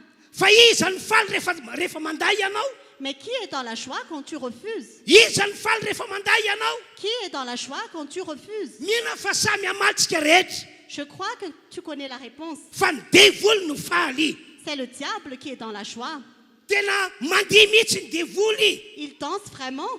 satria tafitany ny misiony manao sakana anao mba tsy handeha ampiseho ny mahafahazavana anao mba tsy handeha hitory ny filazantsara Parce qu'il a accompli sa mission pour t'empêcher de montrer que tu es la lumière et de proclamer la bonne nouvelle. ny devoly ake tena mahafantatra fa ny filazantsara toriana ihany no mahavovotsy fanahy olona sy mahafaka ny olona hialo anaty famaizinany Le diable sait très bien que c'est l'évangélisation qui peut sauver les hommes et les faire sortir des ténèbres. dia faly be izy rehefa manday ianao Et il est vraiment très content quand tu refuses. ary mavita maneso an'andriamanitra mihitsy izy Et il se moque vraiment de Dieu. andriamanitra Oh Dieu, aiza le olona hiateranao sy ankinanao où est cette personne sur laquelle tu t'es appuyé? tsy hitanao ve re olona ireo fa mbola mijanona ao ambany farafara ihany hatramin'izao Tu ne vois pas que ces personnes se cachent encore sous le lit jusqu'à ce jour. tsy hita mihitsy mahafahazavana azy On ne veut pas du tout qu'ils sentent la lumière. andriamanitra Oh Dieu, to tsy mandeha mitory filazantsara akory ny olonao ils ne prêchent même pas la bonne nouvelle. reo apôstôly ihany no navitan'izany Seuls les apôtres ont pu le faire. reo mpiaratra jesosy voalohany ihany navitan'izany Seuls les disciples de Jésus ont pu le fa faire. rehetra ranakakehitriny tsy mavita Mais la descendance actuelle ne peut pas le faire. ka tsy vitanao maniraka azy ireo Est-ce que tu n'arrives pas à les envoyer? ka tsy vitanao mibaiko azy ireo Est-ce que tu n'arrives pas à leur donner des aiza ny instructions? mahandriamanitra anao Où es-tu, Dieu? dia maneso esan'andriamanitra tahaka izany ny devoly Et le diable se moque de Dieu. dia mahafinaritra anao ve ny mahita n'andriamanitra esoeso ny devoly tahaka izany Est-ce que c'est agréable pour toi de voir que le Ria, diable se fana malala moque toka de Dieu? eto. Bien-aimé qui assistait à ce culte, mitsangana lève-toi, miseho montre-toi, aseho ny mahafahazavana antsika montrez que vous êtes dia la andao tsika lumière rehetra andeha hitory ny filazantsara et allons proclamer la bonne nouvelle. andao hiara hiasa amin'andriamanitra isika Allons travailler avec Dieu. andao anatratra ny tanjon'andriamanitra isika Allons atteindre l'objectif ho de vonjena Dieu ny fanan'ny olona rehetra mbola velona eto ambony tany pour que les âmes de tous ceux qui sont en vie sur hoe terre soient sorotio anaty sauvées, famaisinana ry zareo pour qu'ils sortent des ténèbres. afatra farana Dernier message, voalohany amin'izany la première chose. ianao izay mandray sy mandray anzo afatra zao tompoko no solution avy amin'andriamanitra ho famonjena an'ity zao tontolo zao ity Toi qui reçois et qui acceptes ce message, tu es la solution de Dieu pour sauver ce monde. tsy misy solution hafa ankoatran'izay Il n'y a pas d'autre solution à part cela. ka aza mandà mihitsy ianao hoe Alors ne refuse pas. aza mandà mihitsy ianao hoe Ne refuse pas. be dia be ny olombelona azon'Andriamanitra ampiasaina Il y a beaucoup de personnes que Dieu peut utiliser, fa hitany fa ianao no fatany fa mahavita azy mais il voit, il sait que c'est toi qui peux le ianao zay faire. toka eto mihitan'Andriamanitra fa mahavita azy C'est toi qui es ici, Dieu voit que tu peux le faire. ka hoy izantsika rehetra mitsakana ianareo Et il nous dit à tous, levez-vous, aseho mahafazavana anareo montrez que vous êtes la lumière dia mandehana tahaka andreo apôstôly ianareo et marchez comme les apôtres. mitory filasan-tsara amin'ny olombelona rehetra Proclamez la bonne nouvelle à toute la création. ambaraony amin'ny jesosy fa izy zanak'Andriamanitra Prêchez sur Jésus qui est le Fils de Dieu. ambaraony amin'ny jesosy fa izy no mpamonjy ity zao tontolo zao ity Proclamez que Jésus est le sauveur de ce monde. ambaraony amin'ny jesosy fa efa maty tao ambony hazo fijaliana izy Proclamez que Jésus est mort à la croix. ambara amin'ny olombelona rehetra ny amin'ny jesosy fa efa velona izy Proclamez à toute la création que Jésus est vivant. ambara amin'ny olombelona rehetra ny amin'ny jesosy fa tsy mivoamasany eo mandrakizay Proclamez à toute la création que Jésus ne change pas hier, ka dia aujourd'hui et manentana antsika éternellement. rehetra izy mandehana riavana malalo Et nous invitons tout le monde à marcher, bien-aimés. tsy efa ianareo ve ny tantarany jona Est-ce que tu ne connais pas déjà l'histoire de Jonas? ndray andro nanapa-kevitr'Andriamanitra fa ho arigana ny ve rehetra noho ny adalany noho ny fahotany Un jour, Dieu a décidé de détruire la ville de Ninive à cause de leur péché. fa mialohan'izany aloha dia niantso any jona izy hoe mandeha any ianao makany Ninive Mais avant cela, il a appelé Jonas pour qu'il aille à Ninive. amarao amin'ny olona rehetra fa rehefa afaka efapolo andro dia ho ravana Ninive Proclame à tous qu'après 40 jours, Ninive sera détruite. ho ravana Ninive satria faratapy ny fahotan'ny olona tao La ville de Ninive sera détruite à cause des péchés de son peuple. rehefa nandrehan'izany afatra zany jona dia lasa nandositra Quand Jonas a entendu ce message, il s'est enfui. za tsy andeha ho any e Je n'irai pas là-bas. tsy ho any mihitsy ahy e Je n'irai pas là-bas. maniraka anao ary jona mandeha ihany fa nandà jona Je t'envoie, Jonas, vas-y. Mais Jonas a refusé. ny azy sisa fanapa-kevitra jona rehefa sisika Andriamanitra hoe mandeha ihany dia lasa niondrana atsambo izy andeha andositra ny tarsisy Quand Dieu a insisté pour que Jonas parte, la seule chose qu'il a fait, c'est de s'enfuir dans un navire, s'enfuir à Tarsis. dia tantarany baiboly fatondra loza ho an'ny olona tao anaty sambo jona Et la Bible dit que Jonas a entraîné la malheur de ceux qui étaient dans le navire. tena mampatahotra beka hoe ny olon'Andriamanitra ny olombavotsy zay mandany antson'Andriamanitra tsy mety mampiseho mahafazavana azy tsy mety mitory filasan-tsara dia mitondra olana ho an'ny hafa C'est vraiment dangereux quand un homme ou une femme de Dieu refuse de proclamer la bonne nouvelle. Il devient un problème pour les autres. dia ny vaolana tamin'izany ny esorona tao anaty sambo jona dia natsipy tany anaty ranomasina mba ho faty Et la solution, Jonas a été jeté dans la mer pour mourir. fa saingy mbola narovan'Andriamanitra ihany izy tsy ho faty Mais Dieu l'a encore protégé pour qu'il ne meure pas. niantso trondro lehibe anankiray Andriamanitra mba hitelona ny jona tamin'izany fotoana izany Dieu a envoyé un grand poisson pour avaler Jonas en ce temps-là, mba hiaro ny jona tsy ho faty pour que Jonas ne meure pas. satria Andriamanitra dia mahafantatra hoe jona ihany mahavita azy ilaza amin'ny olona ho Ninive hoe horingana Ninive ao anatin'ny 7 andro Parce que Dieu savait que seul Jonas pouvait proclamer au peuple de Ninive que Ninive sera détruite après 40 jours. dia telo andro taty aoriana Et 3 jours après, dia navoaka n'Andriamanitra avy anatin'ny kibon'ilay trondro jona Dieu a fait sortir Jonas du ventre du poisson. dia mbola niverina tamin'ny jona ihany ny antsoantson'Andriamanitra Et Dieu a encore appelé Jonas. ry jona Jonas, ianao nitokisako j'ai confiance en toi. ianao ny tena iakihinako Je m'appuie sur toi. mandeha ihana ianao manambara amin'ny olona ho Ninive fa afaka 7 andro ho ravana izy Va et proclame au peuple de Ninive qu'après 40 jours, ils seront détruits. tsy niala tao amin'ny jona mihitsy ny antson'Andriamanitra na dia nandamafy ary jona L'appel de Dieu ne s'est jamais arrêté, même si Jonas a fait refuser. Mino fa tahaka izany daholo sirely toka eto. Je crois que nous sommes tous comme cela. Nous Aza tous qui mandaha sommes mihitsy ici ianao. ne refuse jamais. Isika rehetra toka eto Nous tous qui sommes ici, mandray azo afatra izao qui entendons ce message, tomina ambandray ny afatra nous vous invitons à recevoir ary ce message manapa-hevitra ny andeha. et décider de marcher. Aza mandeha tahaka Jona ianao Ne fais pas comme Jonas, fa tsy ala aminao mihitsy ny antson'Andriamanitra. car l'appel de Dieu est Fa irrévocable. ianao foana no hitan'Andriamanitra fa afaka ampiasaina amonjena fanany olona be dehibe. Car Dieu ne voit que toi, il sait que tu peux sauver plusieurs âmes. Andao militeka mafitsika rehetra Acclamons le Seigneur.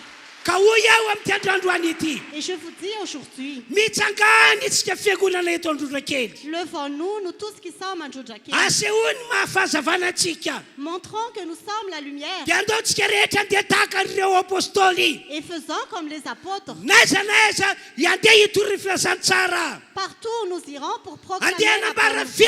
filazantsara. Nous allons proclamer la bonne Fa nouvelle. zay ny lalana hitan'Andriamanitra aminjena ity zao tontolo zao ity. Car c'est le seul chemin de Dieu pour sauver ce Tahaka monde. manokana misaotra an'Andriamanitra ao. Moi, personnellement, je remercie Dieu Tato ato fotsiny. ces derniers jours. Olona maro no vovonjy tany Ambohimandroso rehefa nandeha tany tenako niaraka tamin'ny ekipa. Beaucoup de personnes étaient sauvées en Boumandjous quand j'y étais avec l'équipe. Vola beke no laninay tamin'izay nakany Ambohimandroso hoe. Nous avons dépensé beaucoup d'argent quand nous sommes allés en Boumandjous. Fa misaotra an'Andriamanitra fa maro be no nanotena ho an'Andriamanitra tany Ambohimandroso. Mais je remercie Dieu parce que beaucoup de personnes ont donné leur vie à Dieu. Taorian'izay dia nanapa-kevitra indray izahay ho any Ambatondrazaka. Après cela, nous avons décidé d'aller en Batoutrazak. Mbola vola be ihany koa ny lany tamin'izany Nous avons encore dépensé beaucoup d'argent, fa tsy maintsy nandeha izahay. mais nous devons y aller Fa izay no lala tokana aminjena ny olona ao Ambatondrazaka. parce que c'est le seul chemin pour sauver les hommes qui étaient en Dia Batoutrazak. isaoran'Andriamanitra fa rehefa nijoro ho fahazavana izay sady nitory ny filazantsara. Et que Dieu soit remercié car nous nous sommes levés pour être la lumière et proclamer la bonne nouvelle. Dia maro be ny olona nandray famonjena tao Ambatondrazaka. Et beaucoup d'âmes ont été sauvées en Batoutrazak. Maro be ny olona sitrana tao Ambatondrazaka. Beaucoup de personnes étaient guéries à Batoutrazak. Taorinan'izay dia nandeha tany Antsohy indray izahay. Après cela, nous sommes allés à Tsui. Mafy lalana makany Antsohy. Le chemin était très dur. Be dia be niadindratrena tamin'izay nakany Antsohy. Il a fait beaucoup de combats quand nous sommes allés là-bas. Raha ny fitsarana azy dia hoe ho tavoavoakantsika ve ny missiontsika any Antsohy. Nous nous sommes demandé si nous allons arriver au bout de notre mission. Fa dia raina ny tompo. Mais gloire soit rendue au Fa rehefa tena Seigneur. nandeha tamin'ny finoana izahay Quand nous sommes allés avec la foi, dia resy mivavalim-panao sakana l'ennemi était vaincu. tsy araka ny eritreretana azy. Ce n'est pas comme nous l'avons Olona pensé. maro be mihitsy no vovotsy tany Antsohy. Beaucoup de personnes étaient sauvées en Tsui. Tena maro be. Beaucoup de personnes. Tena maro be. Beaucoup de personnes. Maro be ihany koa ny sitrana. Beaucoup de personnes étaient guéries. Dia hoy aho hoe raha tsy nandeha tamin'ireo toeran'ireo izahay Et je me suis dit, si nous ne sommes pas allés à ces dia endroits, tsy vovotsy ireo olona ireo. ils n'auraient pas été sauvés. Dia mitovy amin'izany ihany koa Et c'est de la même façon, raha tsy handeha mihitsy isika si nous n'y allons pas, tsy hitsangana si nous ne nous levons pas, tsy ampiseho ny mahafahazavana antsika si nous ne montrons pas que nous sommes la raha tsy lumière, handeha hitory ny filazantsara isika si nous ne proclamons pas la bonne nouvelle, satria ianao mahalala ny atony. tu sais la raison, Tsisy olona voavonjy eto ambony tany. personne ne sera sauvé sur terre. Vitsy ny olona mety ho voavonjy. Peu de personnes seront Kanefa sauvées. tajon'Andriamanitra dia hoe olona maro be no vojeny eto ambony tany. Mais l'objectif de Dieu, c'est que plusieurs personnes soient Mila sauvées olona sur maro terre. be ampidirina ao an-danitra Andriamanitra. Dieu veut faire entrer plusieurs personnes dans le ciel. Ka ianao no ilay Jona antson'Andriamanitra ho amin'izany famonjena fanany olona izany. Et tu es le Jonas que Dieu appelle pour sauver les âmes de ces personnes. Noho izany aza mandaha mihitsy ianao hoe Alors ne refuse pas. aza mandaha mihitsy ianao. Ne refuse pas. Aza mandaha ianao mba tsy hanenina. Ne refuse pas pour ne pas regretter. Fa raha sanatria ka mandaha tsy handeha isika na inona inona antony. Mais si jamais nous refusons et que nous n'allons pas, quelle que soit la dia raison, averiko indray le tena nambariko tery aloha hoe malahelo ny tompoandriamanitra. et je répète encore ce que j'ai dit tout à l'heure, Fa le Seigneur faly be Dieu est kosa dans ny la devoly. tristesse, mais le diable est très content. Tena faly ny devoly. Le diable est vraiment content. Tsaroko ny tantara Mosesy. Je me rappelle de l'histoire de Moïse. Niantso Mosesy Andriamanitra mba nahafaka ny zanak'Israely. Dieu a appelé Moïse pour sauver le peuple d'Israël. miantso anao ary misesy eo Je t'appelle Moïse mba nafaka ny zanaka Israely tsy ho andeha vitsony pour sauver les Israélites qui ne soient plus esclaves. ary miantso anao aho mandehana miseho amin'ny farao ary lazao fa ilaina vonjena ny zanaka Israely. Et je t'appelle pour te montrer devant Pharaon pour qu'il fasse sortir le peuple d'Israël. Fa nanda tsy andeha mosesy Mais Moïse a refusé. tsy vitako zany asa izany Je ne peux pas le faire. sarotra amiko ny manao zany asa izany. C'est trop difficile pour moi de le faire. Dia hoy Andriamanitra hoe mila anao aho mandeha ihana ianao. Et Dieu a dit, j'ai besoin de toi, vas-y. Tsy vitako zany Andriamanitra ô. Je ne peux pas le faire, oh Dieu. Izaho nge badalely Je ne sais pas parler. za nge votsavavy Je n'ai pas la parole i facile. tsy misy ny lamalama vavy izy rahana. Voilà, il y a quelqu'un qui sait mieux parler que moi, envoie-le. Dia hoy Andriamanitra hoe fantatry fa malama vavy izy Et Dieu a dit, je sais qu'il sait mieux fa ianao parler. ihany ry misesy no hitako fa mavita ty raharaha ity. Mais c'est toi, Moïse, que je vois, que tu peux accomplir cette œuvre. Dehibe mihitsy misesy no nanda. Et Moïse a refusé plusieurs fois. Ary efa nisy fotoana aza tezitra tamin'ny Andriamanitra no izy nanda. Et il y a même eu un moment où Dieu était en colère contre lui parce qu'il a refusé. Fa isaorany Andriamanitra tamin'ny farany nanaiky any misesy. Mais que Dieu soit remercié. À la fin, Moïse a accepté. Isika rehetra toka eto ihany koa no misesy. Nous tous qui sommes ici, nous sommes aussi Aza Moïse. manda mihitsy ianao. Ne refuse jamais. Na dia sambany aza no toka eto aza manda. Même si c'est la première fois que tu es ici. ne Ataontsika refuse rehetra pas. iaraka itsakana ampiseho ny mahafahazavanatsika. Levons-nous tous et montrons que nous sommes la lumière. Andao sika andeha hitory ny filazantsara. Allons proclamer la bonne nouvelle. Fa raha mandeha isika dia ho faly be ny any an-danitra. Car si nous marchons, ceux qui sont dans le ciel seront dans la joie. Enga neka izy famangina spesialy androany. Qu'il y ait une visitation spéciale aujourd'hui. Ka tsy isy na dia olona ray aza anda. Que pas une seule personne ne refuse. Mba azafady hoe izy amintsika tonga eto koa no matsapa-tena fa efa olon'Andriamanitra atsakany eo tanana. Qui parmi nous savons que nous sommes déjà des Dia hommes ampidino et des raha femmes de tananao. Dieu, levez les mains. Izy amintsika tonga eto no efa nintsina ny ray an' Jesosy ary eo anatin'i Jesosy amin'izao ora izao. Qui parmi nous avons déjà reçu Jésus en nous Tsaka à ambony cette tanana. heure-ci? Maniraka antsika rehetra Jesosy. Andao ampiseho ny mahafahazavanatsika isika. Jésus nous invite à montrer que nous sommes la lumière. Andao hitory ny filazantsara isika. Allons proclamer la bonne nouvelle. Andao hiara hiasa amin'ny Jesosy isika. Allons travailler avec Jésus. Andao hiara hiasa amin'Andriamanitra isika. Allons travailler avec Dieu. Reo olona sisa velona hitantsika amin'izao fotoana izao andao hitorana vavolombelona fa Jesosy zanak'Andriamanitra Jesosy no mpamonjy ity zao tontolo izao ity. Allons témoigner à tous ceux qui sont vivants que Jésus est le Fils de Dieu et qu'il est le Sauveur du monde. Satria efa nteka ihany isika ataovy mafy be ny teka raha norakoraka. Acclamons plus fort. Andao isika rehetra afatra faharofarana hiteny tahaka ny Isaia mpaminany. Et le dernier message concernant Isaïe le prophète. Hoy ny tompandriamanitra tamin'ny andro Isaia. Le Seigneur Dieu a dit au temps d'Isaïe, Iza aminareo mpaminaniko no irahiko. qui parmi vous je vais envoyer? Iza aminareo mpaminaniko no irahy no andeha ho irakay. Qui parmi vous allait être notre envoyé? Dia nieritreritry hoe Isaia mpaminany. Et le prophète Isaïe a pensé, Ohatra tsy nisy nanapa-kevitra. on dirait que personne n'a répondu. Ohatra tsy nisy namaly antso. On dirait que personne n'a répondu à l'appel. Fantatry Isaia nefa fa mpaminan'Andriamanitra izy. Mais Isaïe savait qu'il était prophète de Dieu. Tsy andany antson'Andriamanitra. Je ne vais pas refuser. Dia hoy Isaia ity aho irao aho ity aho irao aho. Et Isaïe a dit, me voici, envoie-moi. Zay Me voici, envoie-moi. Zay fanapa-kevitra Isaia zay mihitsy no tian'Andriamanitra ho hita amintsika isabatan'olona androany.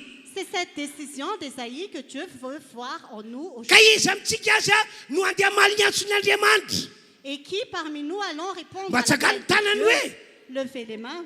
amin'ny anara Jesosy hitotrana ho afambiazana anay ny tompo. Au nom de Jésus, le Seigneur va te conduire dans le succès. Amin'ny alalanao olona maro be anay no voavonjy. À travers toi, beaucoup de personnes seront sauvées. Amin'ny alalanao olona maro be no sitrana. À travers toi, beaucoup de personnes seront guéries. Amin'ny alalanao olona maro be no afaka amin'ny kadrany démonie.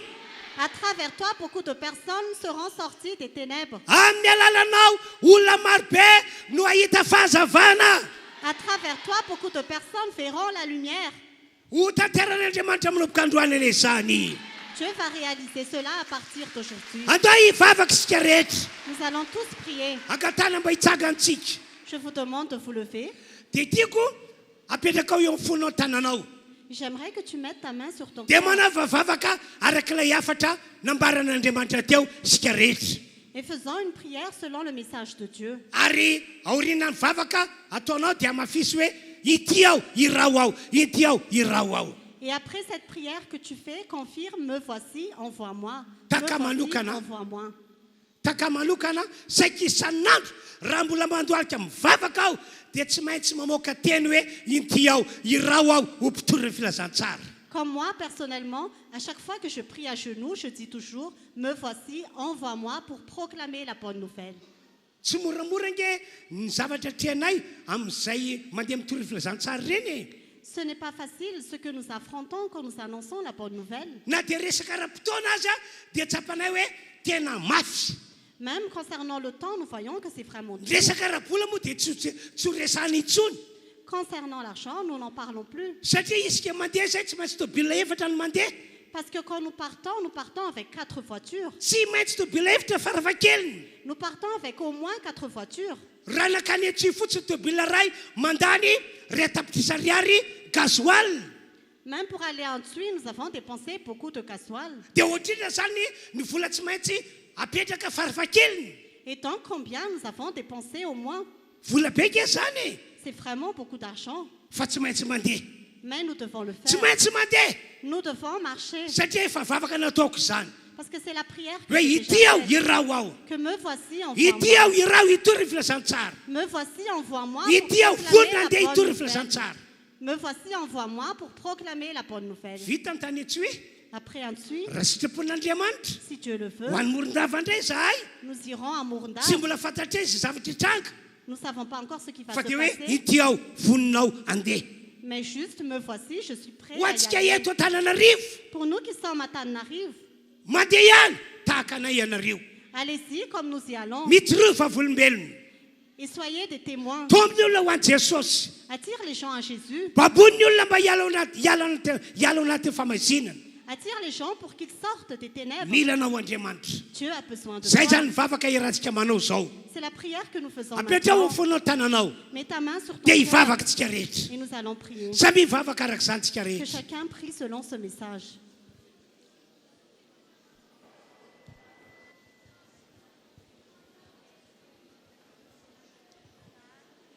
Sokafa ny vavanao tompoko. Ouvre ta bouche Tena mivava amin'ny fonao rehetra. et prie de tout ton cœur. Aza vela ireo koa raka devoly fa hoe io fa tsy masa mandeha. Ne laisse pas le diable se réjouir et dire, voilà, il n'ose pas y aller. Manaova défi ianao. Fais un défi, Fa ekenao Andriamanitra. que tu acceptes Dieu, Ekenao ny antson'ny Andriamanitra. que tu acceptes l'appel de Tena Dieu, andeha tokoa isika. que nous allons y aller. Miala eo ambany vata na omba farafara. Sors de sous ce lit ou ce seau. Asehoany mahafazavana atsika. Montrons que nous sommes la lumière. Toy izy mivavaka.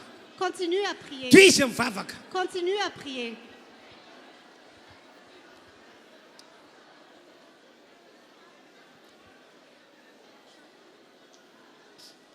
Ho anareo zay andeha tokantrano ihany koa dia afaka mivavaka tahaka anay ianareo manolo tena ho an'Andriamanitra. Pour vous qui êtes en ligne, vous pouvez aussi prier comme nous et donner votre vie à Dieu. Lazao amin'Andriamanitra fa anaiky ho mpiara-miasa aminy ianao ho famonjena ty zao tontolo zao ity. Dites à Dieu que vous acceptez de travailler avec lui pour sauver ce monde. Asa matahotra ny mandeha N'aie pas peur d'y aller, fa ombanao Jesosy car Jésus est avec toi. tahak'izay fa nataony tamin'ireo apôstôly Comme il a déjà fait aux apôtres, no ataony aminao ihany koa. il fera de même pour toi. Mandeha ihany amin'ny finoana. Allez-y par la foi. Mandeha ihany arahana fahasahina. Allez-y avec audace. Miaraka amintsika Jesosy. Jésus a confiance en nous.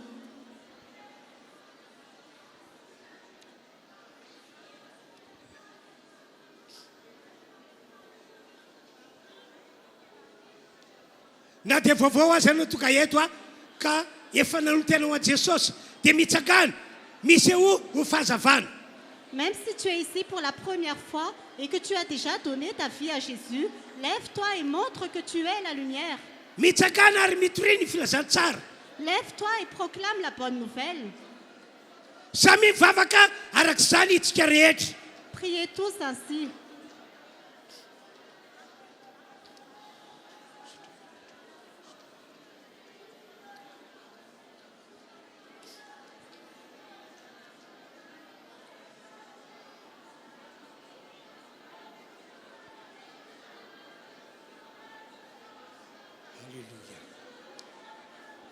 Mangina indray isika zany zao. Gardons le silence. Toy izany ny fametranao tany ny fonao. Continue à mettre ta main sur le cœur. Andriamanitra araina izay ny an-danitra. Père céleste, Ho amin'ny rehetra ny famiraponao que ta miséricorde soit sur nous noho tous. ny amin'ny Jesosy zanakao. Grâce à Jésus ton Fils, Misaotra anao aho je te remercie tamin'izay afatra nampombanao azy zay. pour le message que tu m'as donné. Mino fa tonga amin'ny olona ny famanginao. Je crois que tu as visité chaque personne. Tsisy olona andahanao eto. Personne ne va te refuser. Andahanao tahaka ny Jona Personne ne va te refuser comme na Jonas. andahanao tahaka Mosesy. Personne ne va te refuser comme Moïse. Fa nanapa-kevitra avokoa izay rehetra. Mais nous allons tous décider Ka ny olo tena tahaka ny Isaia et nous allons nous donner comme Isaïe. hoe ity aho irao aho. Et nous disons, me voici, envoie-moi. Ho amin'izany ane ny olona rehetra. Que nous agissons tous ainsi. Ho amin'ny fambiazana ane ny tsiraray avy. Que chacun ait la réussite Amin'ny alala zao fiangonana izao. à travers cette église. Dia isy olona marobe ho voavonjy tokoa. Beaucoup de personnes seront sauvées. Hiala anaty famahizinana Ils vont sortir des ténèbres ka hita an'ilay mazava be. et ils verront la grande lumière. Misaotra Andriamanitra ray io. Merci Père Céleste. Amin'ny anaran'i Jesosy. Au nom de Jésus. Misaotra tompo. Merci Seigneur. Misaotra ny havitiavanao. Merci pour ton amour. Alléluia. Alléluia. Amen. Amen. Samy maka toerantsika Vous rehetra. pouvez prendre place. Dia omentsika toerana ihany koa mpandika teny. Ndao tsika rehetra moliteka mahafan'Andriamanitra. Aranorogoraka izay tehaka izay e. Jesosy, Jesosy, tianay, mombanay, mandrakizay, sady zany ve. Alléluia. Mazava ny afatra nasain'Andriamanitra netiko taminareo. Tena mazava. Raha ny programmako hatramin'izay dia hotoizana ny vavaka fandravana sakana. Kasany amin'ilay sakana mba tongatsika tsy azo valim-bavaka, mba tongatsika tsy ho tahina, mba tongatsika tsy hanana fiainana mety melony farantaona. Fa henoko nampahery Andriamanitra hoe tiako izay programmanao zay, ho ataoko azy programmanao zay, fa lazao ny oloko aloha mba hitsangana ampiseho mahafazavana azy. Ka hoy aho hoe mitsangana ry havana. Mandeha ihany amin'izao sisy izao, mandeha mitory ny filazantsara. Ilain'Andriamanitra ianao. Tsy mahita olona hafa ankoatranao Andriamanitra. Aza ilika amin'ny hafa ny antso. Fa ianao mihitsy no mandeha ihana. Mandeha ihana. Andao militeka mafy dia mafy sika rehetra. Halleluia. Ny voninahitra ny eo an'Andriamanitra irery ihany. Dia manarak'izay a, taonantsika rehetra ho andao hivavaka ho anay ianareo ny amin'ilay fotoan-dehibe ho tanterahana any Morondava. Fa vita ny tany Etsoy. Tena ny ao tako izao ny tao anatin'ny sainay hoe inona ny zavatra mety hitranga ny Etsoy. Inona ny zavatra hiseho any Etsoy. Satria fantatro loatra ny karazana fanaratsy namaritra ny tanàna sy mponina tany. Fa dia araina ny tompo. Fa rehefa nandeha tokoa izahay, satria ianareo nanona ambavaka, dia nahita fandreseny izahay. Zao indray izahay hitodika any Morondava. Manana ny karazany ankoa ny fanaratsy izay ny domina tao Morondava hatramin'izay. Dia hoy aho hoe raha hivavaka ho anay ianareo, hivavaka ho an'ilay mission ataonay ihany ianareo, dia mbola hita fandreseny mihoatra no tany Etsoy izahay. Itsika rehetra.